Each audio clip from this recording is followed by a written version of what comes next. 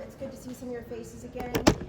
The format for tonight, we're going to do a very brief presentation to talk about the latest with the Lambert project that you guys are all aware of, and then also a smaller project that we have adjacent.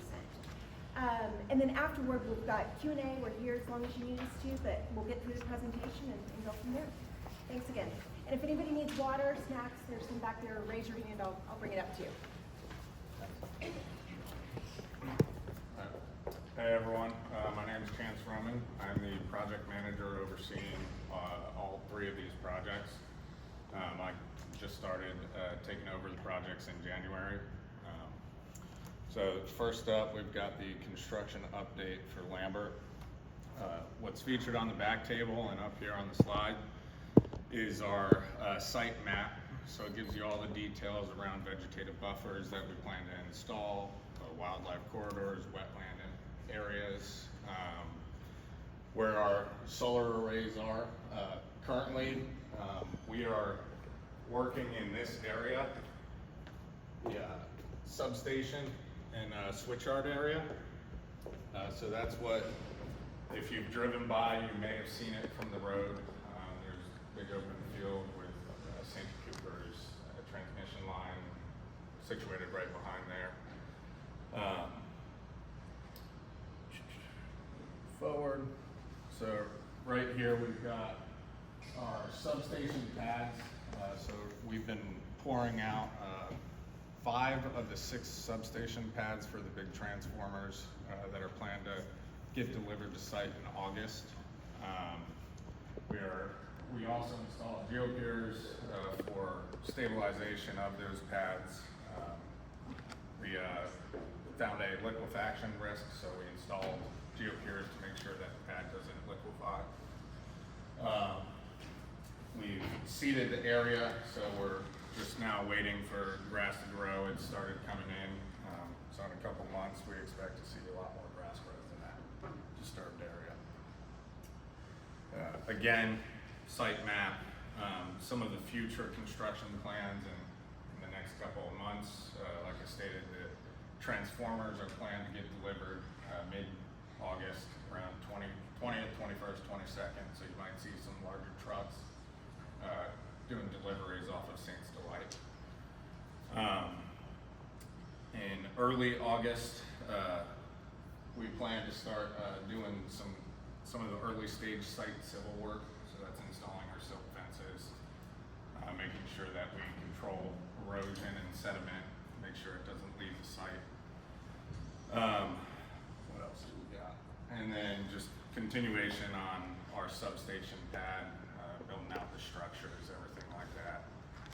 Santee Cooper's out there working as well, so they're working on their switchyard pad. Moving a little bit forward, giving you a little bit of a timeline on what we anticipate for the construction. And I wanted to point out the kind of area where you'll probably notice some noise. That's when we'll be driving piles. That's when heavy construction will be out there. You'll probably see the most traffic on Saints Delight Road. Looking at having roughly around 200 to 300 total staff at peak. That's construction staff. So I'll take any questions quickly on the timeline, and then I'll move on if anyone has any direct concerns right now. Are you going to hire any local people to do any of this work? Yep. So the EPCs, we've asked them to host local things, talk to the local contractors, see what kind of folks might be interested in the project. We have reached out previously to some, and they've responded with bids. I'm not really at liberty to discuss whether they've gotten it or not. So that's kind of up to the locals that bid on it, and word has it it's coming out of Mississippi. There's a company in Mississippi that's coming out there. So are you talking about the whole site? There you got a whole civil work. Okay. What company are you? Ben Cox. Ben Cox? Okay, so if they've told you that, they haven't expressed that to me yet. So I know we've put them in contact with a couple local folks, so. Oh yeah, we've been doing this for almost a year now. Yeah. I've bid it probably 3 times. Yeah, so, have you talked to the most recent Oh, yeah. contractor, LPL? Okay. We can talk after if you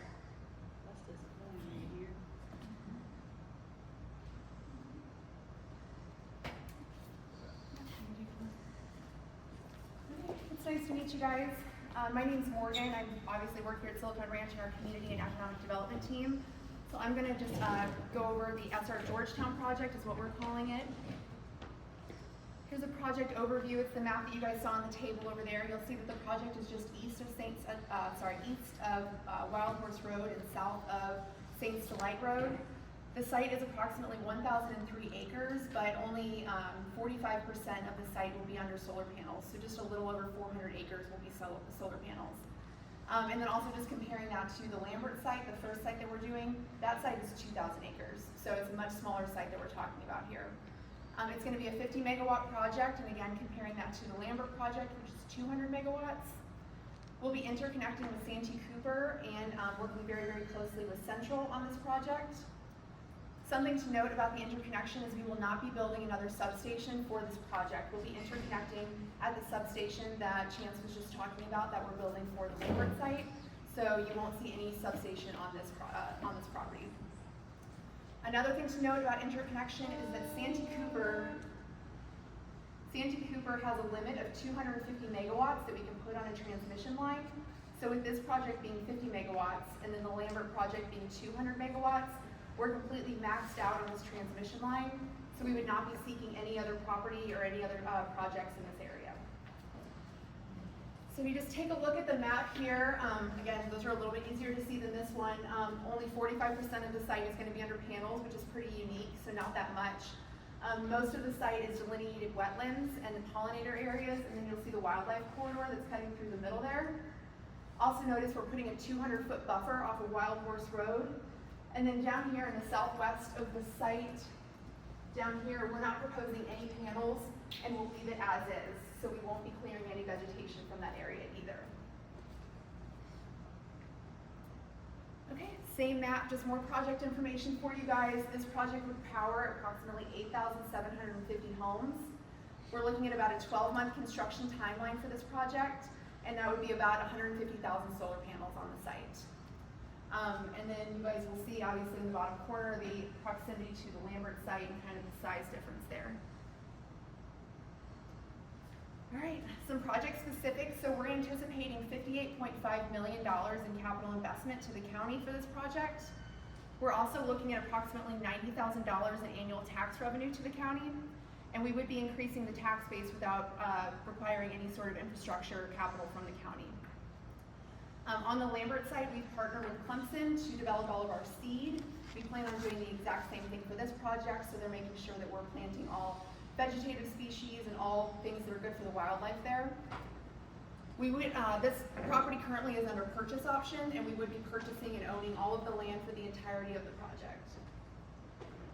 We continue our service with the Georgetown Chamber of Commerce, who we're currently members with.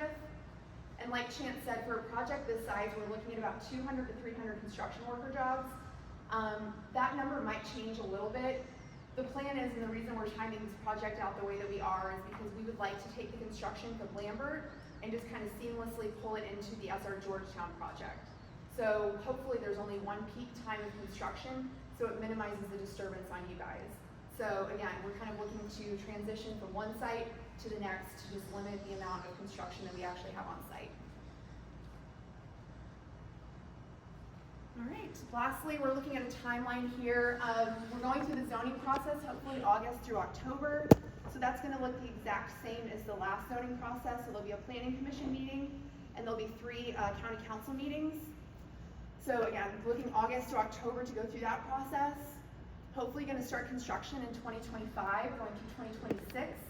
And then hopefully we'll be operational by the end of 2026. And that is all we have as far as our presentation goes. But here's all of our contact information.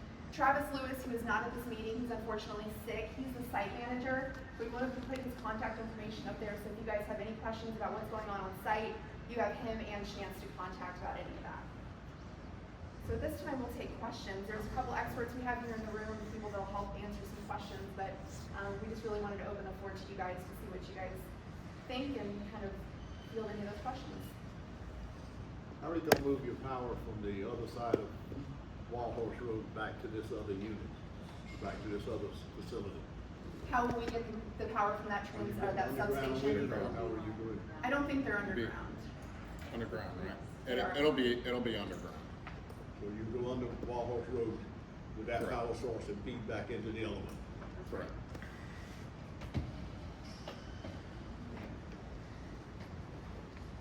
And how big a unit's gonna be over there?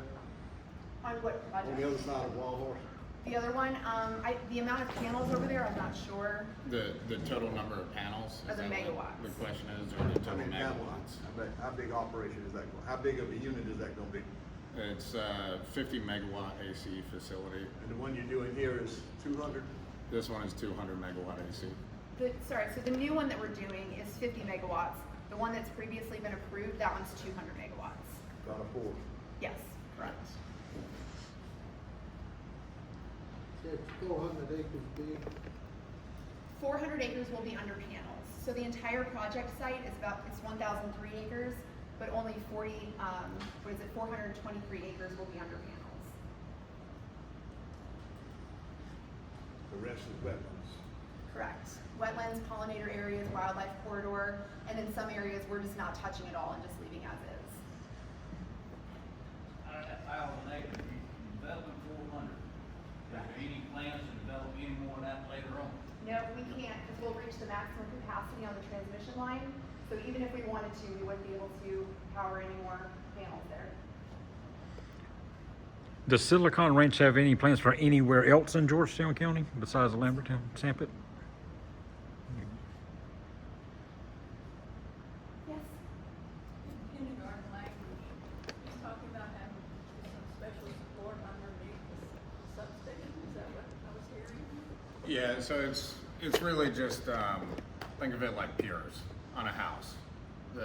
How piers get installed under South Carolina homes, Is that similar. because the land is wet?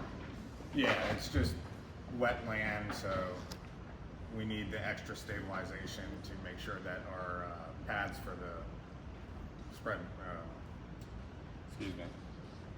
for our transformers don't sink.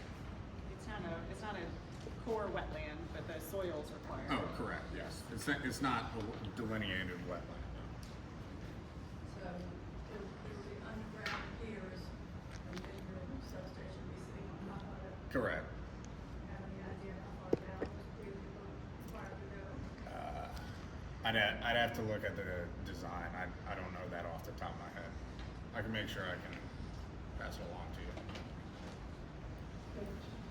Sorry for being late. I don't see a map of the new, plant that y'all planning to It's- purchase. It's the one to the right over there.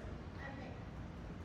That's adjacent to Wild Horse, right? Correct. So that tract now currently is about 4,000 acres. Are they gonna subdivide that tract and sell each part of it, or? They're not gonna sell us anymore, because we won't be able to develop any more property, so what they've sold us is what we have. Under the purchase option agreement, we had to buy a little bit more than we were planning on developing, so that's why there's so much land that we're leaving undeveloped. We had to buy it even though we weren't planning on developing any of it, does that make sense? Okay, I'm confused, because I was under the impression y'all haven't purchased that adjacent property yet. Correct, it's under purchase option. Okay, I didn't see that. I looked it up, I didn't see it. Okay. But that's a 4,000 acre tract, correct? I don't know, to be honest, you know, if that's a 4,000 acre tract. It is. Okay. So y'all are purchasing the entire tract? No, we only No. purchased, 1,003 acres of it. It is a larger tract, but so there's only 1,000 acres that is going to Silicon Ranch. I'm sorry, I didn't hear you. There's It is only a larger 1,000 tract. acres that are under our purchase option. That are buildable or that you will purchase? That were. Under the purchase option, only 400 Is there a copy of that contract? of the purchase option contract.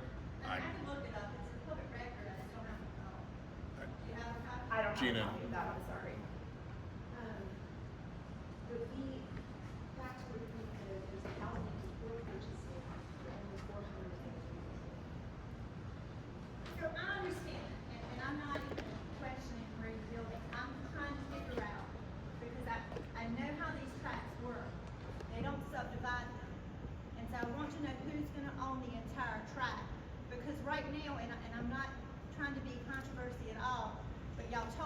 initially that you would not build any more? And because we asked this question in the beginning, because we seen that they cleared the trees, when the current owners had it, and so we were under the impression that you would build, and we were told no. So I would like to know if y'all will own the entire 4,000 acre tract, or Santee Timberlands is going to subdivide it, and you're only gonna purchase 1,000 acres. I'd like to know who the owner is, just, to know, because I understand you can't put any more power on the grid. but there are other Understood. things that you can put on the property. Yeah, that's understood, and I, Understood. We can get you that answer. We don't have the answer here right now, but we can get you that answer. So that leaves 3,000 acres on that tract, right? But let me also say, we only do one thing. We only build solar projects. We don't Well- have another business. Y'all have already, if y'all purchased that extra 1,000 acres, so it got 2,000, that comes to 3,000 acres. There's 3,000 acres left in that tract that if y'all buy it and turn it into wildlife conservation would be the thing to do. Then we know it will not get developed anymore. understood. I don't even know if RMS is selling that property. I just don't have any of that information on me, I'm sorry. Well, there are people in that area that have contacted me, and I will share with you that they are interested in purchasing budding and bounding property adjacent to their property, so there will be a buffer. Okay. But we'll get you all of the.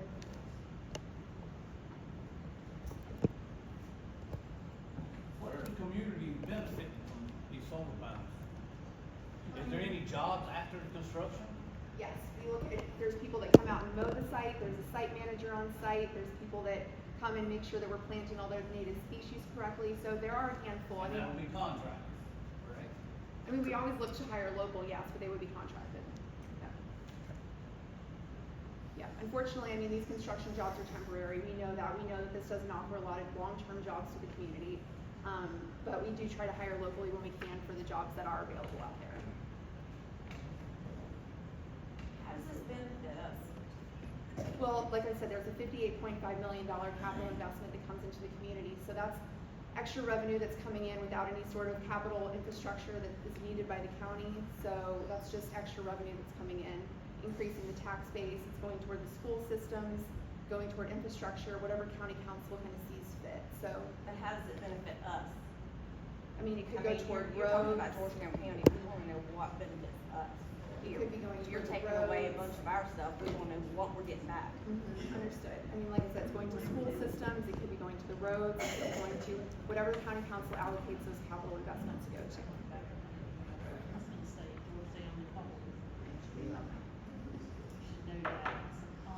So I have a suggestion, if you wanna give back to our community. And I've run this by some people, but not everybody, so I'll make it a public suggestion. We have a community center, that is run down. And we would like to, if you'd like to invest in our community, we would appreciate a brand new community center. Maybe pay the parking lot, do some other things. But we do have a community center that could use some help. Okay, that's good to know, thank you. Did you write that down? Now, you do have two communities involved right now, Sanford and Lamberton. So, both of them need something in return for having to deal with this project, put it that way, you know, to make it reasonable. You know, you need to do something for the community, for the people in the community. And to Amy's point earlier about the community center, you know, when we are operational in communities, that is an initiative of ours to make sure that we're getting as ultra local as we can in those communities. So this isn't a step that's been missed, we're just not operational yet, but this is something we always look into. An example is recently in Arizona, McNeil, Arizona, we funded a basketball court for their elementary school. Theirs was, you know, been out in the heat for decades, and so those are the things that we look for to get as local as we can to the project.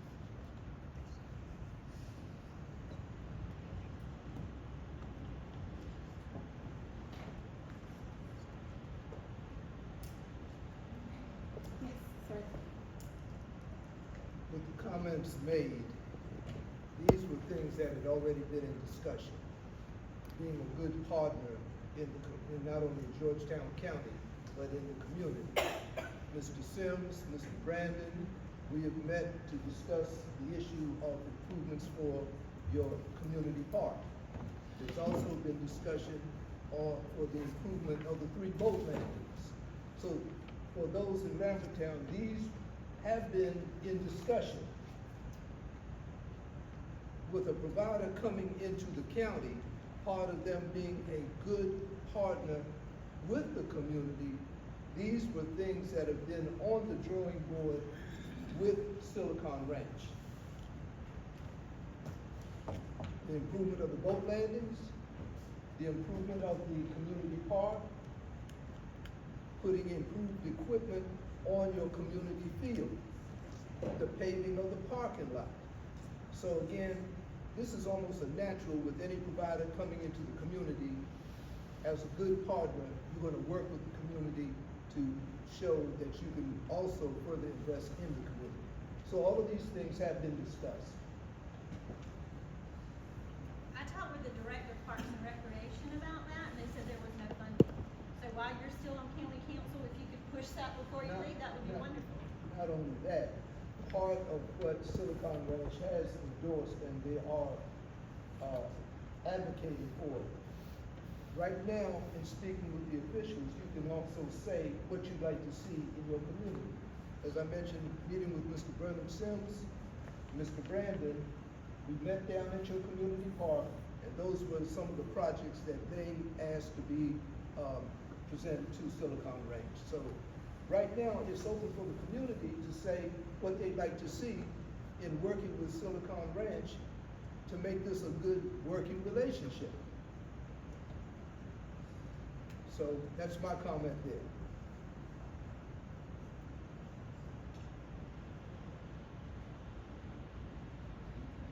Any more questions or thoughts on either what to expect during construction or the other project, or confusion around the other project on where it is exactly? Have these maps been helpful? Great. So I have some questions, and you and I spoke, but I have some questions that I'd like some more answers to. As far as the traffic and routing in, I think I shared with you that, there's already been a couple of little fender bender accidents at the intersection of 10 Acre, where y'all are coming, the contractors are coming out on that gravel road there. So more signage is needed. We definitely need some more signs for construction. The little logging signs I don't think are sufficient. Because we have, the traffic is going to increase. Did you find out just how many panels can fit per 18-wheeler and how many 18-wheelers will be coming down to our area? We're getting to that. We're on it. We're on it. Obviously, those are conversations that are timely too, as they're planning on where they're kept and all this other stuff, but that is one of the things on this. So, I'll touch on that a little bit. So going back to a little bit around here. So you're basically talking about this period, once we start receiving material this summer. So that's anticipated to be around the September timeframe. There will be a lot of trucks coming down delivering the modules. Our goal is to try and space it out so that we don't have a ridiculous number of trucks coming through every single day. But just given the size of this project, there will be a lot of trucks rolling through delivering to site. So it's more than 500,000 panels coming our way, and I was just wondering how many panels per truck? There are about, I believe it's in the ballpark of around like 500 and something Per truck? per truck. So it's, A lot of trucks? yeah, it's a significant number of trucks. I'm not gonna lie to you on it. There will be a lot of trucks delivering panels. But those panel deliveries are expected to last maybe over the course of like a 2.5-month time period, at varying amounts each day. We don't really have specific control over how many get delivered on a given day. 15 megawatts a week, give or take. I can get a better number on how many trucks to actually expect on those roadways. And also, some trucks are coming on Walker Road. So I did hear about that. I have personally spoken to every single contractor. Again, they all say that none of their people have driven on Walker Road. I understand. That being said, there's no real way for me to 100% prevent them from driving down that road. All I can say is that from what they tell me where they're staying, it would make absolutely zero sense for them to drive down Walker Road. And that's really all I can let you know. I've reiterated it to both Santee Cooper, because we don't control Santee Cooper at all. So they're doing the project and they're on their own building. That's on the switch-yard path. So Santee Cooper, the utility company, is building everything on the switch-yard The path. current project that they're building now, Santee Cooper's been building? On the switch-yard path. So we are building the substation, they are building the switch-yard. So I've expressed to them, please do not use Walker Road, and they've come back at me and they said none of our people have driven on Walker Road. Again, I fully understand that, but that's all I can say. So you're all working with Santee Cooper on this project right now? Correct. Yeah. And when you get complete with what the items that will be built, that'll be the maximum that line can take. So you can't. Out of that switch-yard, yeah. Right, so without changing the overhead power lines, you couldn't add to that. Correct. The gentleman over here who, wanted to be one of the contractors on it, I'm not happy at all about people from Mississippi coming here to do the work in our county. Amen. I agree. I think that's, and I feel like we need to hear back from Silicon Ranch on the reasoning being. I do bids every day for a living, so I understand it all comes down to the bottom line dollar. It does. We all know that. But, I mean, I would like to hear back from you guys, who was in the room, like, I mean, was it 3, 4 vendors and, Yeah. who So you chose? I'd like to know who you chose. I mean, I think you owe that to the community. I mean, it's not. I'll speak to our contractor and see who they bid it out to. I do know off the top of my head some emails that came through this past week. Yeah, I'm sure Where it's- Richardson did bid on the project. I'm not sure where that's at right now. That's still in discussion. So when he said they were coming out of Mississippi, that was news to me. And I've been talking to them every day. So I'll look into it. That's all I can offer right now. I do know, like I have expressed, I said, please try and use as much local as possible. I understand they've got a timeline that we're requiring of them. They have to build it in whatever way they know how. But every chance we get, we say, hey, could a local do that? So I do bring agree that with up. the signage as well, because I am one that works 5 days a week, and I have Okay. already run into some issues of being backed up now. I can only imagine what it's gonna be like coming down the road, so Yeah. I think good signage is gonna help, not right in front of your location is. I think it needs to be spaced out a little farther. farther down? So that Okay. people understand a mile from there is where you're gonna start running into issues. Okay. I think right on top of it really doesn't help, because I saw some people like slamming on brakes in front of them because trucks were, and I was like, this isn't gonna be good. They Yeah. gotta do better than that, so. Understood, yeah. We will definitely take that, Yeah. and that's easy fix. We can get that. Yeah. That's and if you don't mind, already close your laptop. The time frame again for the first project is gonna be ending when? Construction will end 2025, so end of 2025 is And when then we plan. then you guys will go straight into the second project right after that and finish up in 2026, right? The Okay. idea is it would likely start before we end the first one. Right. So it just rolls Makes over. sense, Yeah. Gotcha. I'm just full of suggestions, but you can say no, but why not pave Wild Horse Road and use that as an entry point?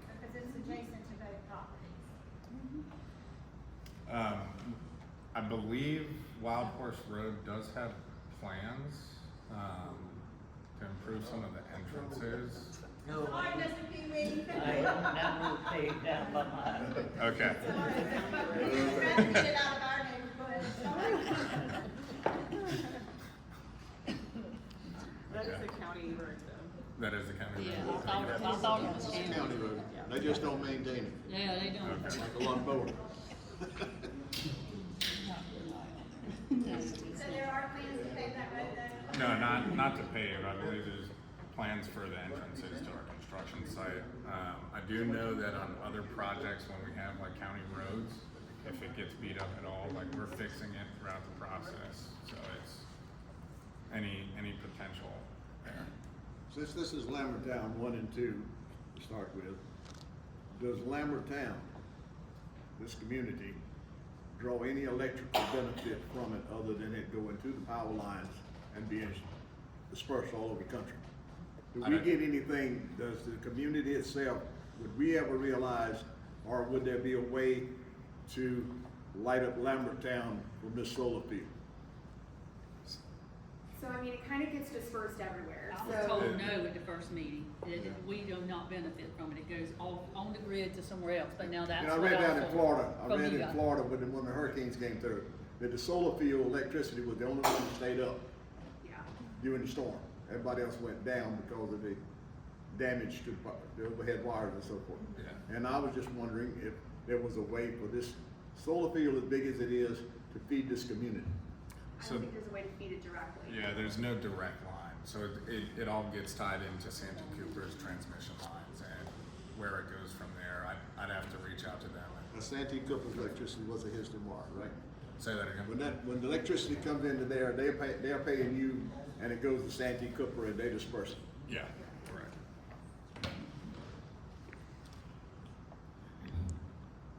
Well, could you explain just how the flow of that moves?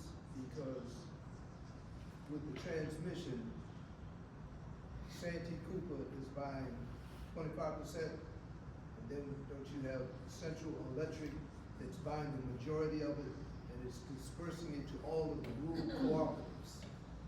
Correct, yeah. Okay, so Santee Electric, whoever gets their service from Santee Electric, they're part of the rural cooperatives that are receiving power statewide.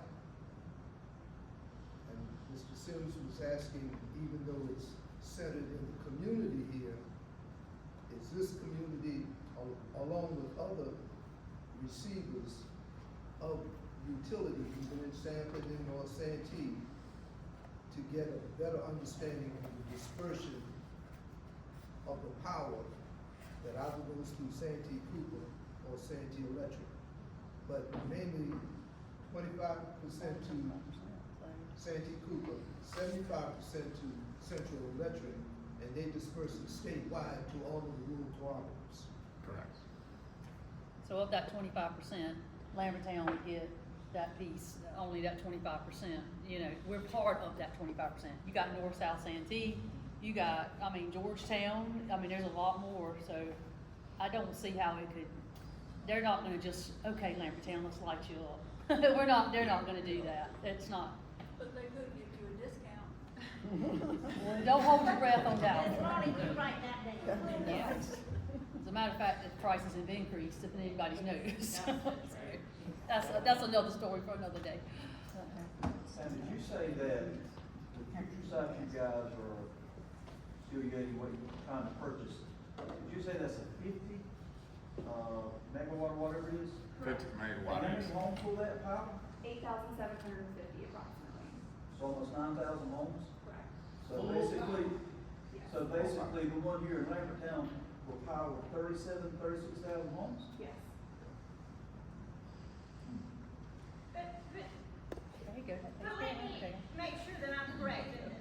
Nothing in our power is going to change. This power is feeding to the power lines that are adjacent right there through our community already. It's gonna be going to Horry County, it's gonna be going to Berkeley, because I think all the way to Manning, that they get their power from this generating station here. Y'all are feeding power to the generating station. Has nothing to do with individual houses. That will not change, right? Correct, just like their power that they're powering for those counties will go to you guys. I mean, it just all kind of goes on the grid disperses that way. Perspective on Yeah, okay. Yeah. I thought so, I just wanted to make sure. Chance, do you quickly want to talk about when construction's over? When construction's over, Yeah, I mean, how, and I know you haven't necessarily been Yeah. a site manager, but the difference that obviously will be seen in the amount that people even going to the site. yeah, I mean, in reality, once construction's done, there may be one person out there, that works directly for, a maintenance contract. So they're out there monitoring the site, making sure nothing's broken. And then there'll be the other contractors. It will most likely be local contractors, but I can't promise that, doing, lawn mowing and stuff of that nature. And then if there's any fixes around, but after we get into operation, there's likely going to be one, maybe two people monitoring these sites. So traffic will essentially go away once we get into operation. But you can't even guarantee that you'll hire local to cut the grass? Well, I mean, I can't tell the future, and I'm not a part of that group, so I don't know who their local contractor. He can't even is. guarantee that you would hire local to cut the grass after it's finished? I have mean, absolutely zero You know, involvement. in little that Johnny on the process. corner cuts grass, you know? All comes down to the bottom dollar. We go and we get approved vendor lists, we look local, and then it's handled that way. So somebody from Mississippi cuts grass better than in Georgetown County? That is Mr. Gaddis. not true. No, I'm just asking a legitimate question. I mean, you guys got the best golf courses out Oh, there. okay. Where are the bear and the deer gonna live? The bear and the deer. Yeah, once all this is done, where are they gonna, they're gonna be in people's front yards, backyards now? I can't speculate on where Can't they speak. might live. Yeah. I mean, you're knocking their houses down, too. Yeah, I mean, we do have the wildlife corridors, we are putting up more trees, we're putting up Okay. vegetation, so. Okay. What about the maximum capacity? I heard you say is that we're gonna be, once you put this other 50 mil, is it 50, if you're putting additional, that's gonna reach the maximum capacity for our power lines, correct? So you'll not be able to add any more power to these lines, it won't be able to hold any more solar on these lines, correct? That's for this specific transmission line. They have multiple transmission lines along Right. those. But for our area, you're saying, I think Gina told me that Coming- you can't add any more solar to that, that's the maximum as far as the law goes, you can't put any more power on that power line, correct? Correct, coming out of that switch. Okay, there we go, that's what I was getting ready to say. Which comes from You Santee wanna elaborate, Electric, because you know a little bit more about this. That's all Santee Cooper. right? That's what I thought. That's, Yeah, how long will that last? And you brought up the 4,000 acres. And so, no, we're gonna only buy 1,000 of it. Well, we'll be doing this again next year, complaining about y'all buying another 3,000 acres. So, we upgraded the transmission lines. So guess what? And we've been doing this for over a year, and there has not been one truth said from that first meeting.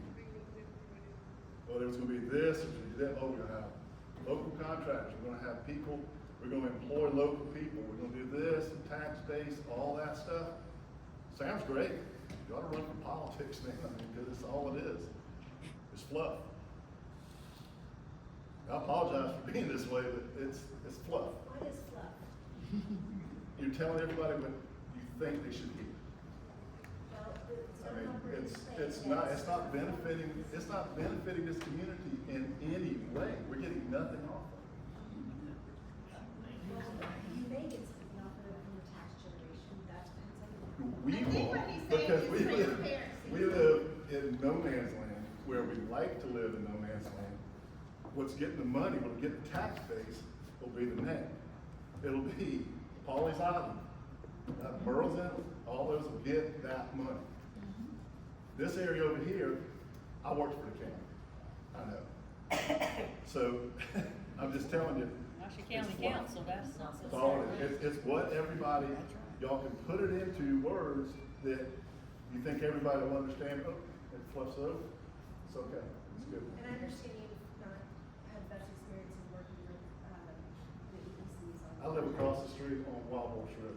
But. So I see this, I said, okay, we'll try to get some work off of it at least, put something back in the community. When you say there's a tax base, well, that money goes boom everywhere. I've got 32 employees that live local. They make money, that money goes back into the community. Plain and simple. My money goes into that community, goes local. Tax base goes everywhere and anywhere. We're still trying to hire Well, and I understand that I'm not, like I say, I'm probably off the list now, but. You're definitely not on the list right now, I can say that. We are still looking for contractors on the job, so it's not And that was 100% part of done. that was part of the first This is- agreement, that property was rezoned because of using local That's contractors. right, that's true. So just, I know you guys were once for the solar panels, but really, the company that's behind this, if I'm correct, I may be wrong, you guys can correct me, is Santee Cooper. They put out RFPs and we respond to those RFPs with our project. Our customers are the utilities across the country. We don't just say we think we have to be able to partner with the utility. So that brings up a very good question that you may not know the answer to, but I'd like for you to get back to me if you don't. There's a major gas line that goes right through that property. And it's my understanding that solar and gas don't mix. And I know that there'll be buffers, and I've read in Santee Cooper's 20-year plan that they plan on going to gas. They've already built a little gas substation off of Powell Road. These panels last 10, 15 years. What's the plan for once the property, the panels are, we no longer use this for solar panels. Are you going to develop, or do you have any talks with Santee Cooper that they're going to develop a gas power plant within our community? We have never had that discussion, Sandy. I'd like a definite answer on that and accountability. So I'll touch a little on that. So this is planned to be in operation for 40 years. So 40 not years. 10 to 15. The way it's designed is a 40-year plan. On local, workers, employees, whatever we wanna call them, contractors, there's a difference between we're trying, you can say, you must hire people. That make a difference. I understand that. So, yeah, I mean, in reality, I don't think I have an answer for that right now. I got another question. If something happens, say a bad hailstorm like happened in Texas, y'all probably heard about the solar field in Texas. Have a bad hailstorm. Inside is a silicone in the panels. The silicone has gallium in the silicone. Gallium it's a chemical that causes kidney failure and liver failure in humans and in wildlife. What is your plan if something like that happens and it will contaminate the water like it did in Texas? So to touch first on the breakage, if we notice panels are broken, they get replaced immediately. So if one panel in a string is broken, that takes the whole string down. So it's beneficial for us to get out there and get it replaced immediately. So, But I heard you say earlier that you're only gonna have a maintenance guy coming out there. Is your So maintenance that- guy gonna tell you when the No, panel's so, broken? yeah, correct. So that maintenance guy, So and he's then gonna we be have a more whole than team. maintenance. He's gonna be a maintenance slash worker. So for- he's not the one that will replace the panels. I We have a know. whole Who's team Don't you think internally. that somebody from your organization should be going out there checking those panels on a monthly basis at least? So we're monitoring it every second of every day. So we know if a string goes down, we know if the inverters are not working. So we're monitoring it from afar. We have the guy out there on site monitoring it, performing routine maintenance on all the equipment. If panels break, I haven't been a part of that yet, but it would be a larger ordeal. We get the contractor back out there if it's within a certain time period, otherwise it'd be hiring to do that work. My question wasn't answered. Yeah, no, I'm getting to that, so. John. John's our environmental The scientist. environmental team. Generally, how panels are designed is there's the photovoltaic cell is what's generating the power. That's where metals and things that you might be concerned about are. So that cell that has metals and silicone, things like that, is laminated with usually like a plastic sort of or glass layer, and then encased within another layer. They do tests on these, so they've run tests where they've run them over with dozers, they submerge them in water, they put them in acid, things like that, and have never, for the panels we use, have not found any sort of concentrations that would hurt wildlife or people. Generally, in like, What guarantee can you give us on that? Well, there's a lot of people that's on wells here, and it can contaminate their water within hours. there's nothing that would get in groundwater that quickly or really at any concentration that could hurt someone that's drinking the water. Like we were saying, anything that's broken, if you left it out there for years and years and years, that would not be great, potentially. There shouldn't be any risk of it leaking anything. But we're cleaning these up if there's any issue, which is rare, very quickly. So if the site is fully operational, there's really no risk. Not in any sort of operational standpoint. It happened in Texas. Well, I think they cleaned it up pretty quickly, yes. I don't think there's any, they did break, I remember this, but they are rated for pretty large sized hail. That's an exceptional event. I mean, that's one plant out of tons that are in the United States now. And I don't think there was any groundwater contamination or any concerns there. So there hasn't been, that's never happened before, that has shown any sort of contamination of sites, and no reason to believe in the future. Any studies we have show that it's. But do y'all have an operation of this size operating at the time period? Yes. Complete?